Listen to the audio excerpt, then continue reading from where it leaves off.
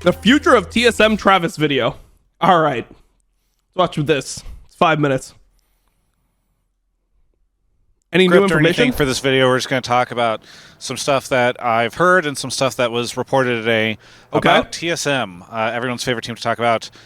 So first off, if you haven't seen it yet, Sports Business Journal did a report today that basically was talking a little bit about how TSM was going to be pulling back from esports in some capacity. There were not a ton of details, but just overall some conversation around how sources had basically said, like, yeah, they're not going to be doing as much in esports as they have in the past. I'll link that in the description, in which case I forgot. If it's not in there, it's because... So what are they going to do? They're just going to own like Blitz app and stuff, and they're a lifestyle brand, right? That's what it reported. They're a gaming and lifestyle brand. They're just going to index into the lifestyle aspect of their brand. Okay. Based. I forgot. Anyway, go check that out.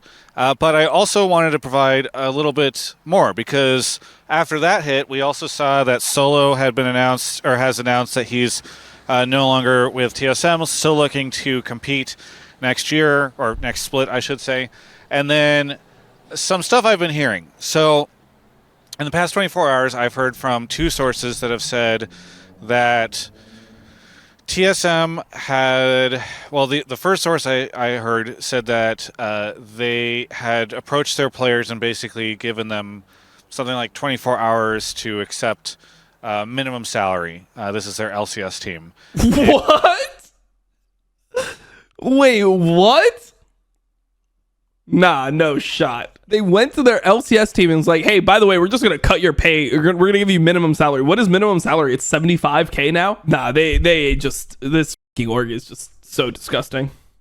And for those that don't know, I believe the current minimum salary in the LCS is about 75K. Yeah, I think there's some questions that maybe they're exploring, or that are being explored around, like, is that number inclusive of housing and other things that you're providing? Now, as I followed up on this and I spoke to a second source, it sounds as though the contracts exist. Yeah, I mean, it just depends on what the contracts are. In a lot of these contracts, the thing is, when you sign players that don't have many options, you can put up things in the contract. You know? And then, like, here's the thing that Thorns actually brought to a lot of people's attention, is that a lot of contracts are actually not legally able to be upheld. Because now there's, like, different things that the government has done to try to protect people against like bad contracts, but no one's actually like went to court with one of these organizations based off a contract yet that we know of. Yeah. So I mean, it's something where I'm like, you could fight it, but a lot of these esports teams have fucked up things in contracts. Every contract, like, I was lucky because my mom's a lawyer. She has people in her company that are contract lawyers. So every time I would sign a contract with an esports organization, I would have that law firm redline it, and they would redline it in so much detail. Like, it would just be a completely new contract after they were done with it, because of all the different things that were just like illegal. Like, there was parts of it that were actually like illegal. It's like, oh, technically you're actually asking this contract to commit an illegal act. You know, like, it was really fucked up.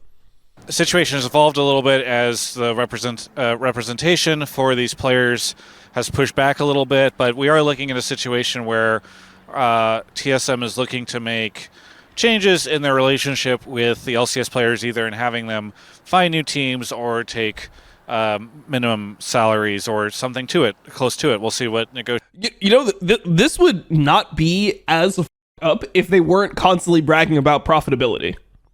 The fact that they talk about how profitable they are all the time, and then they're doing this on the other side of things, is like, okay, so either you're lying about how profitable you guys are, you're the only profitable team, or like, you're just pieces of shit. You are profitable, and you're just f***ing over your players as hard as possible for no reason. Negotiations end up being. But this does fall in line also with the fact that we've seen multiple staff members, like their GM, leave and announce departures from the team.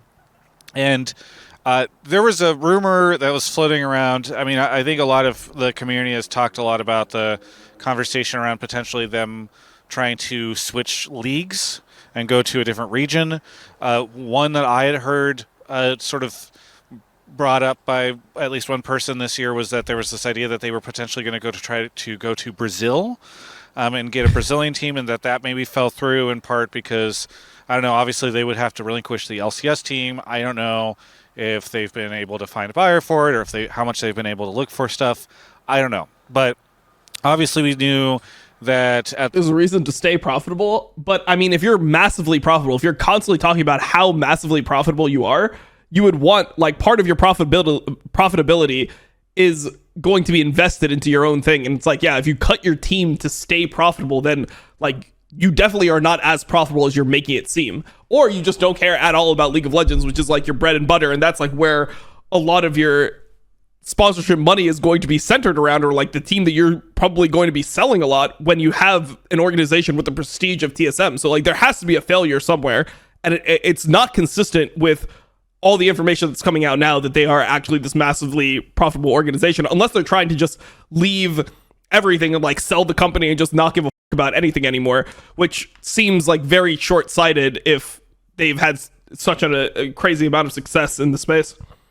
The end of last year, Reggie had been saying on, like, you would just take on another sponsor, and they would literally pay for the salaries of the entire team. It would just be that easy. The subreddit that they were gonna have, like, dude, 75K is nothing, bro. 75K is nothing. It's absolutely piss. Like, for living in LA to be an LCS player, it is such a low, it's a ridiculously low salary for an LCS player. It just makes no sense. Announcement in February that never materialized. It got pushed to, or maybe January, I think, initially, and then it got pushed to March, and then a recent update. Like, years ago, like 3-4 years ago, new players were getting like 100K. New players. And now you have storied players on your roster. You have Hanser, right? Like, you have Hanser now, presumably your starting top laner. Like, you have Maple, you have Wild Turn on your team. You want them all to take 75K? That's crazy. Like, they've still got other things coming along. So, all this to say that I personally, after everything I've heard, I do not think as though it is true that TSM is still interested in investing into the LCS. Can you live? And you live on 75K a year? Okay, so here's the thing. This is the thing about LA that everyone always misconstrues. They're like, guys, you can live in LA for way under 60K a year. You just can't live in the nice parts. The problem is that everything is centered around the nice parts, right? Like, the office is around Santa Monica. The LCS is in Santa Monica. Like, your team shoots every time that you go to play in LCS, or you have, you know, Riot content to shoot, or you have, like, sponsors that you need to do stuff for. Everything is centered around Santa Monica. And I mean, a lot of these players can't drive, but even if you got a driver's license and everything, you're not going to do a massive commute every single day when you have to travel so much. There's so many different times where you have to, like, be here, right? So sure, you could do like a 2-hour commute and live in a place where it's not super expensive, but anything around Santa Monica is going to be hell. Like, you're going to be paying thousands a month. Having a presence here that is significant.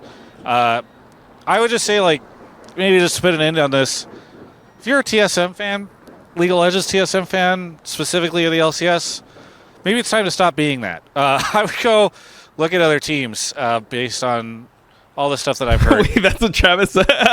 Because if you're a TSM fan, you should probably not be a TSM fan. God damn, okay.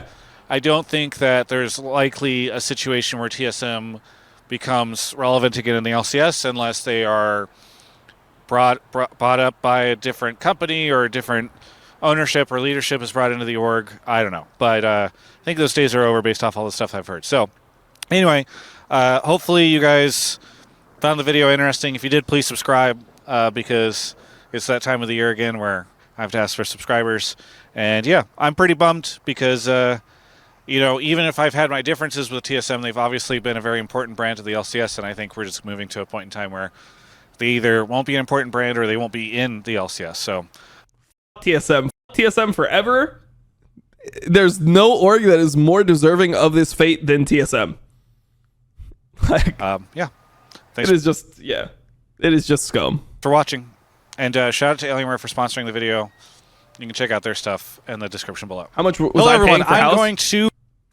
So I obviously had, like, when I was living in LA, I had, like, really good income. So I didn't min max as hard as I could have. But I had like a pretty nice apartment in Santa Monica, and my rent was $5K a month. And before I had money, if I wanted to have like a not so nice place that was 600 square feet, so 600 square feet is like pretty small for an apartment. It's like one bedroom, one bathroom. Like, yeah, you know, it's just one bedroom, one bathroom. It's like a little bit bigger than a studio, but it's size wise comparable. I was paying $3,400 for that in Santa Monica. I mean, it's just crazy expensive. My mortgage now on a house that is on a nice house is $4,500.